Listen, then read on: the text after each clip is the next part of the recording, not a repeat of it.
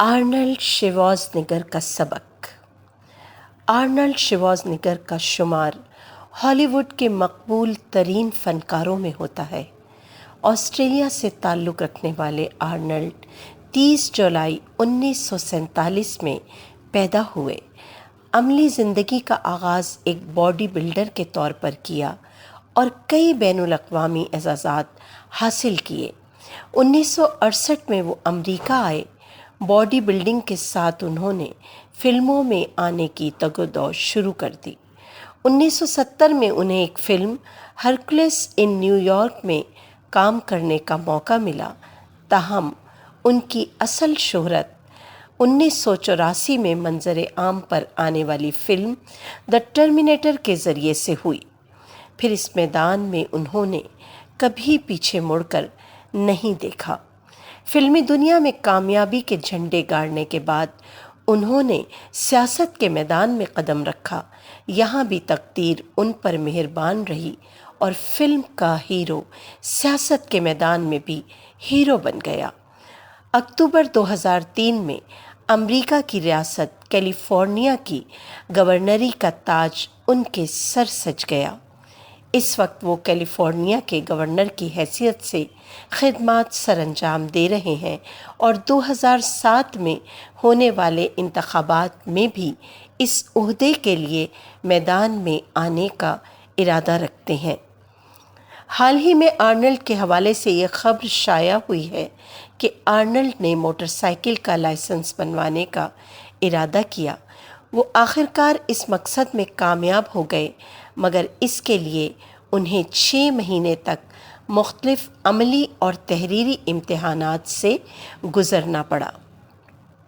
اہل پاکستان کے لیے یقیناً یہ ایک انتہائی عجیب و غریب خبر ہے، اس لیے کہ ہمارے ملک میں کسی گورنر کو اول تو کسی قسم کے لائسنس کی ضرورت نہیں ہوتی۔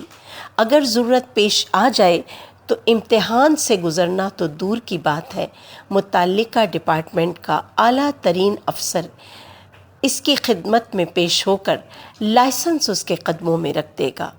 معاملہ صرف لائسنس بنوانے تک ہی محدود نہیں، زندگی کا کوئی بھی شعبہ ہو، حکمران طبقے کے لیے ہمارے ملک میں کوئی قانون نہیں ہوتا۔ ان کے لیے ہر جگہ ہر قانون معطل کر دیا جاتا ہے۔ تاہم معاملہ اتنا سادہ نہیں ہے کہ ہمارے ملک میں حکمرانوں نے اپنے لیے یہ انداز پسند کر لیا ہے۔ اصل بات یہ ہے کہ ہمارے ہاں قانون کی حکمرانی، رول آف لا کو کبھی ایک معاشرتی قدر کے طور پر پیش ہی نہیں کیا گیا۔ یہی سبب ہے کہ بظاہر لوگ اس طرح کے واقعات پر ناپسندیدگی کا اظہار کرتے ہیں، مگر جیسے ہی انہیں موقع ملتا ہے وہ خود بھی اسی طرح قانون کو پامال کرتے ہیں۔ آپ دیکھ لیجئے کہ عوام کی خدمت کا نعرہ لگانے والے لوگوں سے لے کر اسلام کے نام پر منتخب ہونے والے لوگ جب اقتدار میں آتے ہیں تو ان کے لیے اسی طرح قانون معطل ہو جاتا ہے جس طرح ایک فوجی حکمران کے لیے ہو جاتا ہے۔ یہی معاملہ عوام الناس کا ہے۔ انفرادی طور پر جب کبھی اور جتنا کبھی انہیں اختیار ملتا ہے وہ یہی پسند کرتے ہیں کہ انہیں قانون کی پاسداری نہ کرنی پڑے۔ چونکہ حکمران قانون نافذ کرنے والے اداروں پر اختیار رکھتے ہیں، اس لیے ان کے لیے بڑا آسان ہوتا ہے کہ وہ قانون کو جب چاہیں اپنے لیے معطل کر دیں۔ عوام کو یہ اختیار کم ملتا ہے، مگر جب کبھی ملتا ہے ان کا رویہ حکمرانوں سے قطعاً مختلف نہیں ہوتا۔ یہی وہ رویہ ہے جسے ہم قانون کی حکمرانی کا ایک قدر کے طور پر نہ ہونے سے تعبیر کر رہے ہیں۔ دنیا میں کوئی قوم قانون کی پاسداری کے بغیر ترقی نہیں کر سکتی۔ قانون کی حکمرانی کا مطلب یہ ہوتا ہے کہ اب فیصلہ فرد کی حیثیت کے بنیاد پر نہیں ہوگا، بلکہ اصول اور ضابطے پر ہوگا۔ قانون کی حکمرانی کا مطلب یہ ہوتا ہے کہ اب کمزور بھی طاقتور کے برابر کا مقام رکھتا ہے۔ یہی وہ چیز ہے جو معاشرے میں فساد کو پھیلنے سے روکتی ہے، اس لیے کہ فساد اصل میں طاقتور لوگ پھیلاتے ہیں۔ قانون کی حکمرانی ان کی طاقت کو محدود کر دیتی ہے۔ زندہ قومیں جس قدر کو معاشرے میں سب سے پہلے عام کرتی ہیں وہ یہی رول آف لا ہے۔ ہمیں اگر اپنے ملک میں سے ظلم اور ناانصافی کو ختم کرنا ہے تو اس کے لیے رول آف لا کو سب سے بڑا مقام دینا ہوگا۔ اس کے بغیر امن اور انصاف کا خواب کبھی بھی شرمندہ تعبیر نہیں ہو سکتا۔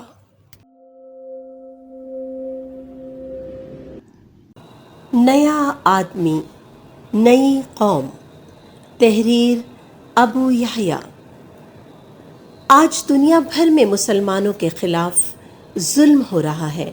یہود و ہنود، امریکہ، روس، مغربی میڈیا سب اسلام اور مسلمانوں کے خلاف سازشوں میں مشغول ہیں۔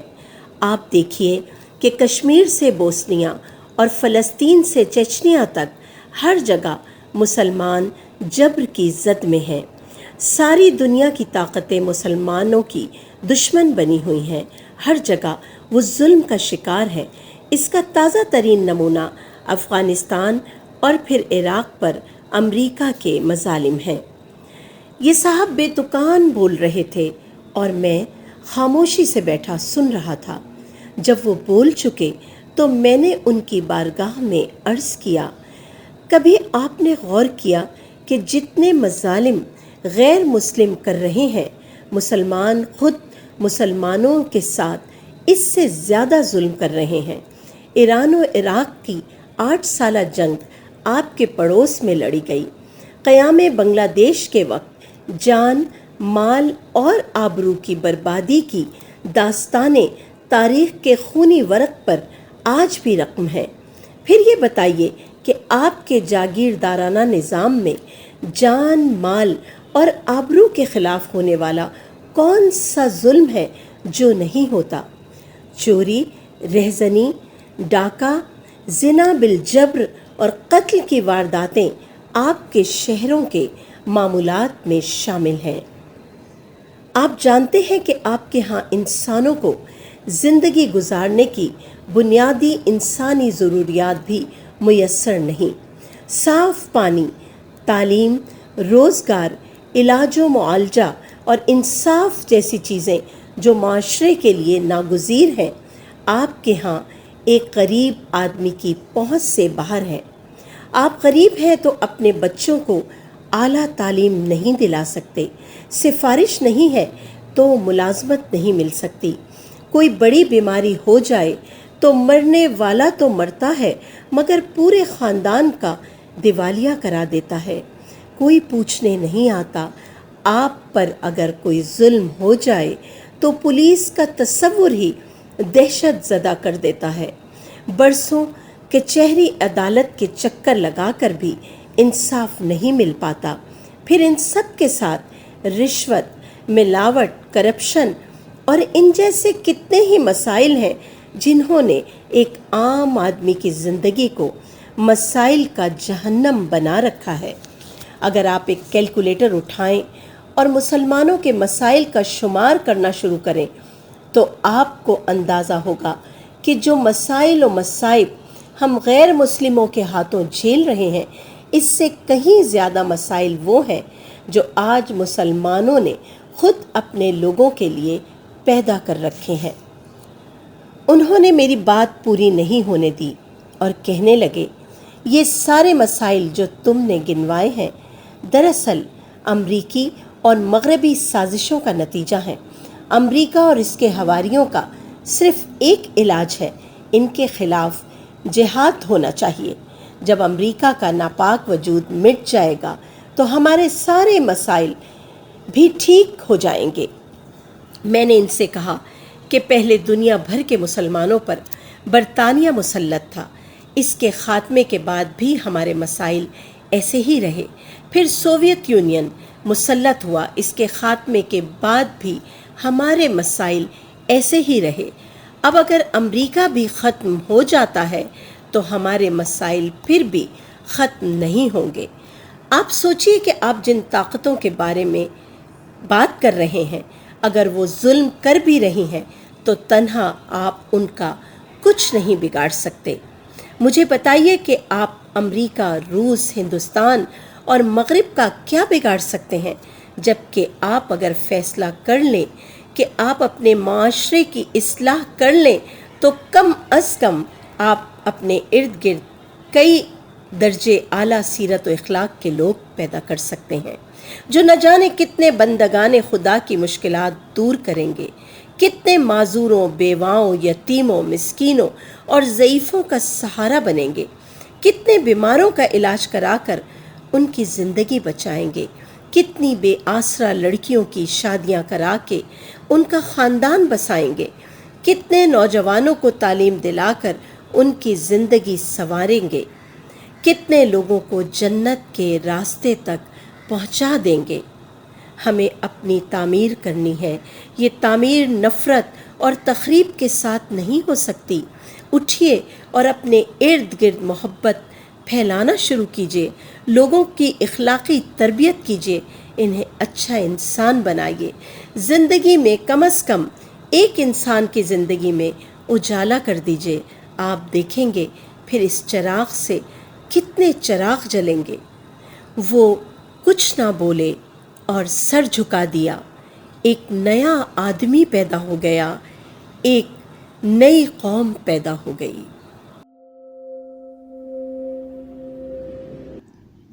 نظام اور شعور۔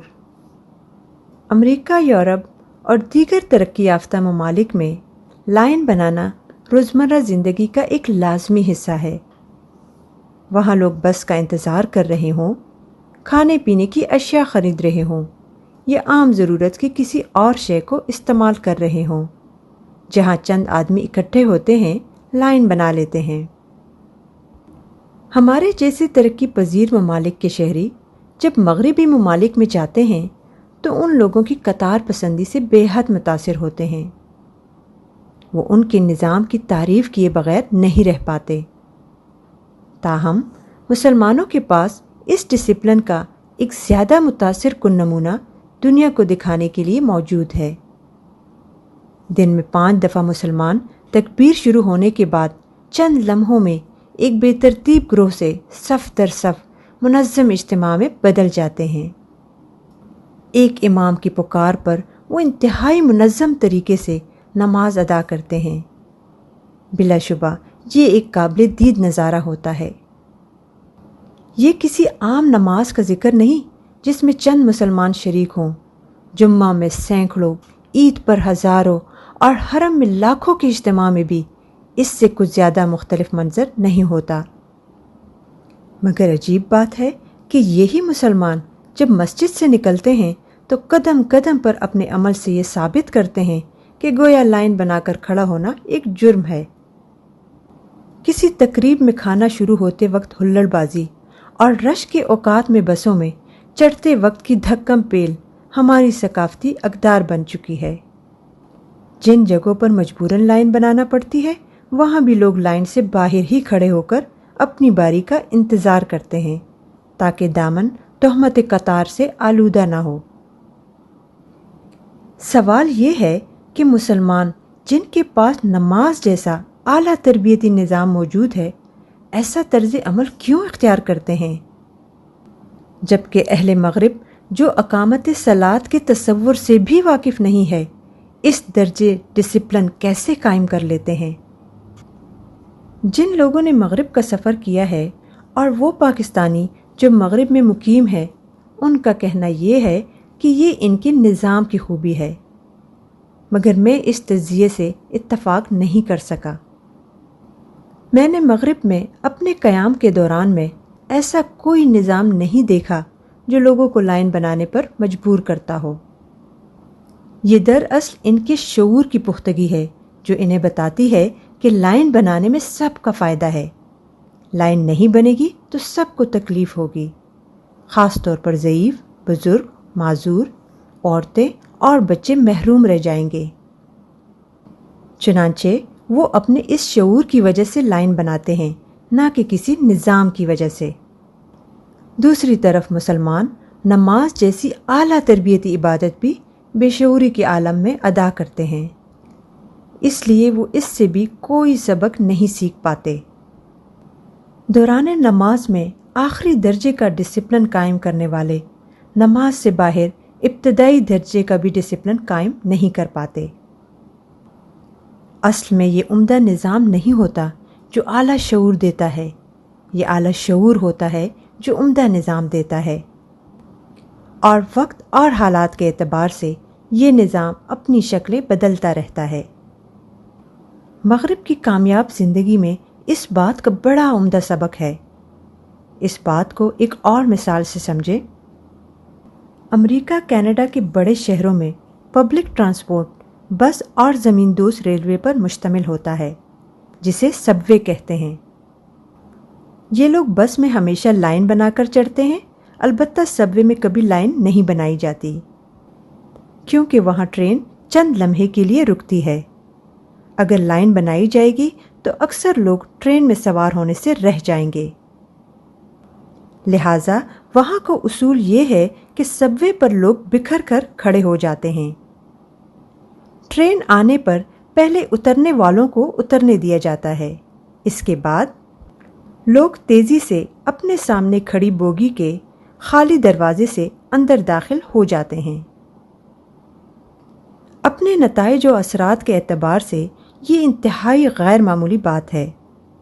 اس بات کو سمجھنے کی بڑی اہمیت ہے کہ نظام سے لوگ باشعور نہیں ہوتے، شعور سے نظام تشکیل پاتا ہے، اسی سے پروان چڑھتا اور اسی سے برقرار رہتا ہے۔ دوسرے الفاظ میں اجتماعی زندگی میں انسان کے اندر شعور جب باہر اپنا اظہار کرتا ہے تو نظام کی شکل اختیار کر لیتا ہے۔ مغرب کا نظام صدیوں کے تجربات اور اس کے نتیجے میں پیدا ہونے والے شعور سے تشکیل پایا ہے۔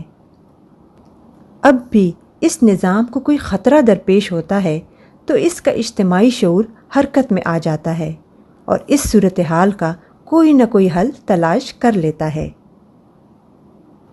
مسلمانوں کی اپنی تاریخ بھی اس سے کچھ مختلف سبق نہیں دیتی، صرف اس فرق کے ساتھ کہ اس شعور کی بنیادیں الہامی تھیں، جنہیں کسی قسم کے تجربے سے گزرنے کی ضرورت نہیں پڑی۔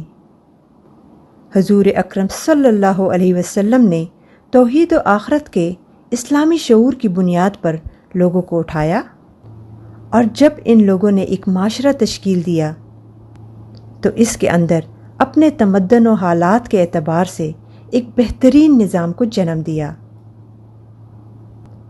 آج اگر کرنے کا کوئی کام ہے تو یہی ہے کہ توحید و آخرت کی بنیاد پر مسلمانوں کے اجتماعی شعور کی تربیت کی جائے۔ اس کے جو نتائج نکلیں گے ان میں سے ایک یہ بھی ہوگا کہ اسلامی اصولوں کی بنیاد پر ایک نظام دنیا کے سامنے آ جائے گا جس کے فیوز و برکات سے ایک عالم فیضیاب ہوگا۔ 5 جاتے ہیں 4 پھرتے ہیں۔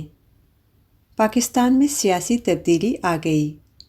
نواز شریف نے مسند اقتدار پر قدم رکھ دیا۔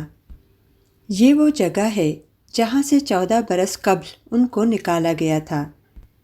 اس کے بعد اس مسند پر ظفر اللہ جمالی، چودھری شجاعت، شوکت عزیز، محمد میاں سومرو، یوسف رضا گیلانی، راجہ پرویز اشرف اور میر ہزار خان کھوسو فائز رہے، مگر سب ایک کے بعد ایک رخصت ہو گئے، جبکہ میاں نواز شریف کو اقتدار سے فارغ کرنے والے پرویز مشرف کو بھی اقتدار چھوڑنا پڑا، اور ان کے انتخاب کے وقت وہ اسی شہر اسلام آباد میں نظر بند تھے۔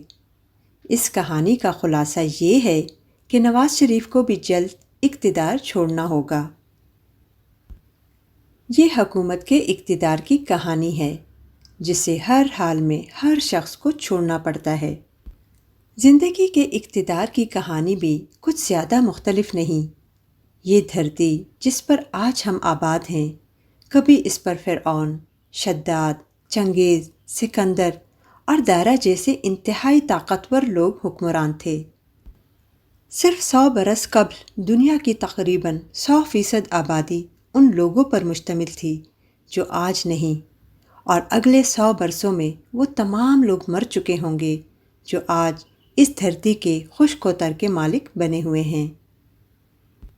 سب کا انجام، سب کی منزل قبر کا گڑھا ہے، مگر انسان کا معاملہ یہ ہے کہ وہ اس سب سے بڑی حقیقت سے غافل ہو کر جیتا ہے۔ وہ ایسے جیتا ہے جیسے اسے کبھی نہیں مرنا، مگر جب مرتا ہے تو ایسا ہو جاتا ہے جیسے کبھی موجود ہی نہ تھا۔ یہ غافل حرام مال جمع کرتا ہے مگر چھوڑ کر قبر میں جا گرتا ہے۔ یہ حرام کمائی سے بڑے گھر بناتا ہے، لیکن قبر کی تنگی اس کا انجام بنتی ہے۔ وہ مصاحبوں کے جمگھٹے میں جیتا ہے اور آخر کار 4 کاندھوں پر لاد کر قبر میں ڈال دیا جاتا ہے۔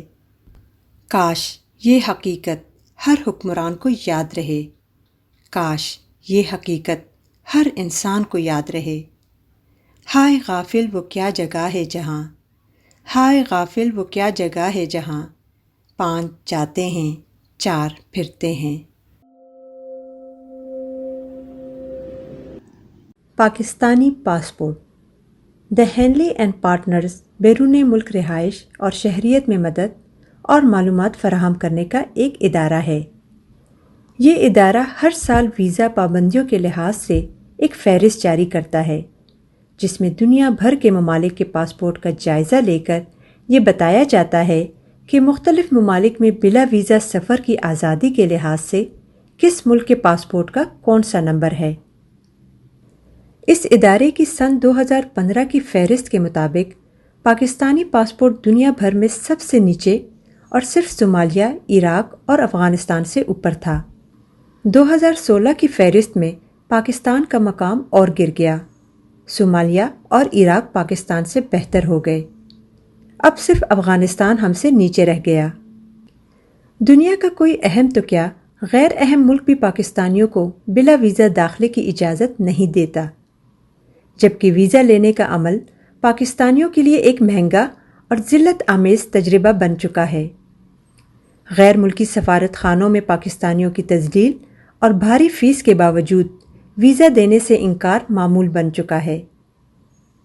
یہ اس ملک کا حال ہے جو ایک ایٹمی پاور ہے، جو آبادی، رقبے، پیداوار، وسائل اور جائے وقوع کے اعتبار سے دنیا کا اہم ترین ملک ہے، جس کے باشندے اپنی ذہانت اور قابلیت کی بنیاد پر دنیا کے ہر اہم ملک میں قابل ذکر کمیونٹی ہیں۔ سوال یہ ہے کہ اس پس منظر کے باوجود اقوام عالم میں اس ذلت اور رسوائی کا سبب کیا ہے؟ اس سوال کی بڑی تفصیل کی جا سکتی ہے، مگر گہرائی میں جائیں تو اس صورتحال کا باعث ہماری 2 کمزوریاں ہیں، ایک بحیثیت قوم ہمارا تعلیم دشمن رویہ اور دوسرا غیر حقیقت پسندانہ اور جذباتی سوچ۔ تعلیم اس دنیا میں انفرادی اور اجتماعی سطح پر ہر ترقی کا راز ہے۔ ہم میں سے ہر باشعور شخص آمدنی کا 10 سے 30% حصہ بچوں کی تعلیم پر خرچ کر دیتا ہے، کیونکہ ہم جانتے ہیں کہ تعلیم کے بغیر ہمارے بچوں کی زندگی برباد ہو جائے گی، مگر آزادی پر 7 دہائیاں گزرنے کے باوجود بحیثیت قوم ہم تعلیم پر اپنے بجٹ کا 2% سے زیادہ حصہ خرچ کرنے پر تیار نہیں۔ خیال رہے کہ جب تعلیمی بجٹ 2% ہوتا ہے تو تعلیمی عمارتوں اور اساتذہ کی تنخواہوں کے اخراجات بمشکل پورے ہوتے ہیں، مگر جب تعلیمی بجٹ 20% ہوتا ہے تو ہر گاؤں اور قریے میں اسکول ہی نہیں ہوتے، بلکہ اعلیٰ تعلیمی ادارے، لائبریریز، تحقیقی مراکز اور شعور و آگہی کے 1000 سامان وجود میں آ جاتے ہیں، مگر ہم قوم کو جاہل اور بے شعور رکھ کر اس کو برباد کر رہے ہیں۔ ہماری ذلت و بربادی کا دوسرا سبب ہماری غیر حقیقت پسندانہ سوچ ہے۔ ہم عملی طور پر مغربی اور مشرقی پاکستان کو تو متحد رکھ نہیں سکے، لیکن نیل کے ساحل سے کاشغر تک مسلمانوں کے اتحاد کا نعرہ لگاتے نہیں تھکتے۔ ہم اپنی عدالتوں اور تھانوں میں کسی کمزور اور غریب کو تو انصاف دلا نہیں سکتے، مگر دنیا بھر کے مسلمانوں کو سپر پاور سے انصاف نہ ملنے پر برہم رہتے ہیں۔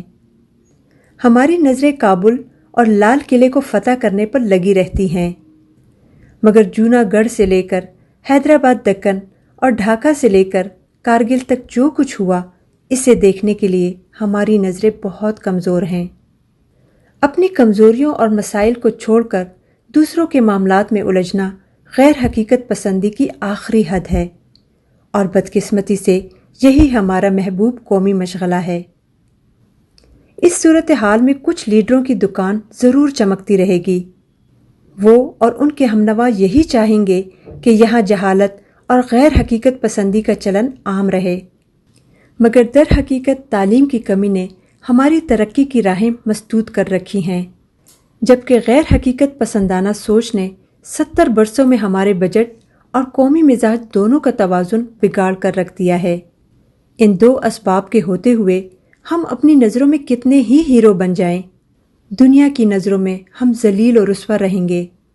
وہ سبز پاسپورٹ جو ہمارے لیے عزت کا باعث بن سکتا تھا، ذلت اور رسوائی کا باعث بنا رہے گا۔